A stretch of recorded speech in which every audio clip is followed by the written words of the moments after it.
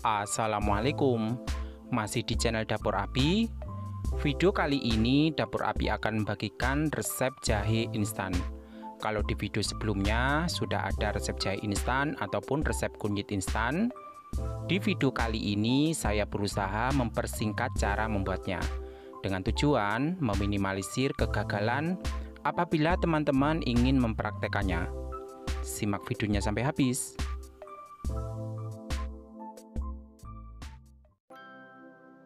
Bahan yang kita gunakan di sini saya pakai 500 gram jahe. Ini saya pakai jahe yang ukuran besar atau biasanya itu disebut dengan jahe gajah. Ini tidak terlalu pedas ya. Selanjutnya ada 500 gram gula pasir. Jadi perbandingannya itu 1:1 ya. Selanjutnya jahenya kita akan kupas. Kita kupas dengan cara seperti ini kawan-kawan. Kita kupas di bawah air mengalir dengan cara dikupas seperti ini. Ini kalau orang Jawa bilangnya itu dikerik ya.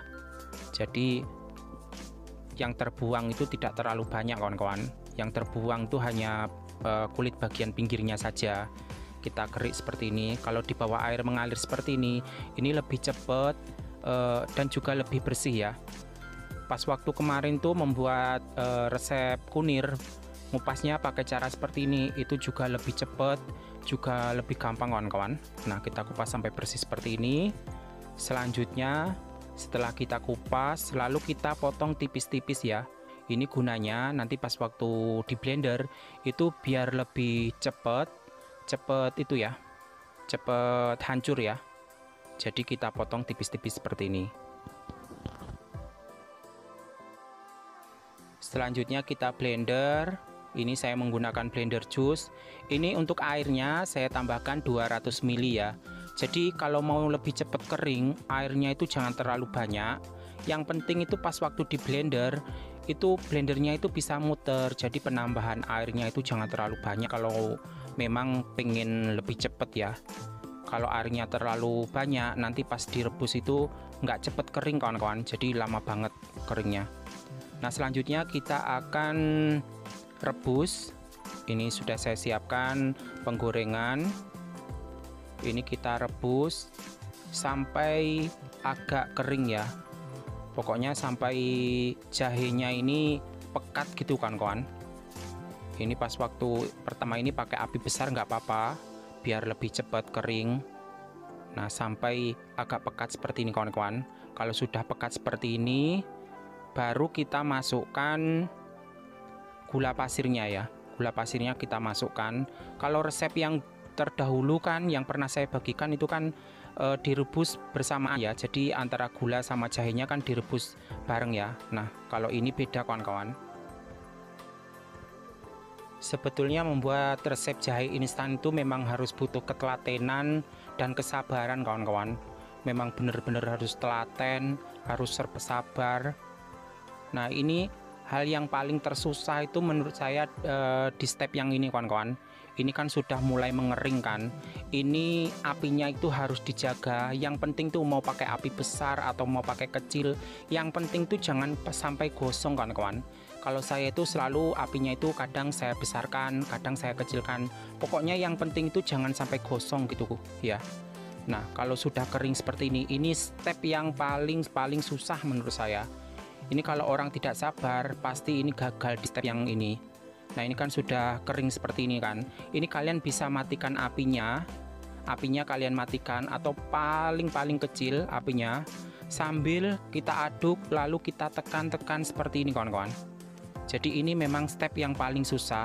Kadang ada yang komentar, "Bang, kenapa punya saya sudah saya rebus lama sekali kok belum kering ya Bang ya? Kok masih seperti dodol gitu kan?" Nah, step ini memang paling benar-benar susah. Jadi harus memang betul telaten dan sabar ya. Jadi terus diaduk sambil ditekan-tekan seperti ini. Ini apinya itu mati kawan-kawan. Nah, kita matikan sebentar. Kalau dirasa penggorengannya itu agak dingin, kita bisa nyalakan apinya beberapa saat, 3 atau sekitar 4 menit gitu ya. Lalu kita matikan, kita koseng kembali sambil ditekan-tekan seperti ini kawan-kawan. Jadi ini memang step yang paling susah ini. kadang tuh bisa gagal, memang harus benar-benar sabar dan telaten. Nah, sambil kita tekan seperti ini, kalau dirasa penggorengannya itu sudah dingin, itu bisa kalian nyalakan kembali 2, 3, atau 4 menit, baru dimatikan sambil itu diaduk, ditekan-tekan gitu ya. Nah, ini sudah siap kawan-kawan. Setelah prosesnya siap, selanjutnya kita akan dinginkan. Ini usahakan wadah yang digunakan itu dialasi menggunakan kertas bersih ya.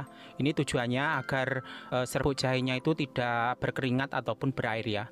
Nah, selanjutnya kita akan mencoba serbuk jahe yang sudah kita buat tadi. Ini sudah saya siapkan air panas. Lalu saya akan tambahkan 2 sendok makan. Ini kalian bisa konsumsi dicampur dengan susu ataupun kopi ya. Ini tanpa ditambahkan gula, ini sudah enak banget kawan-kawan.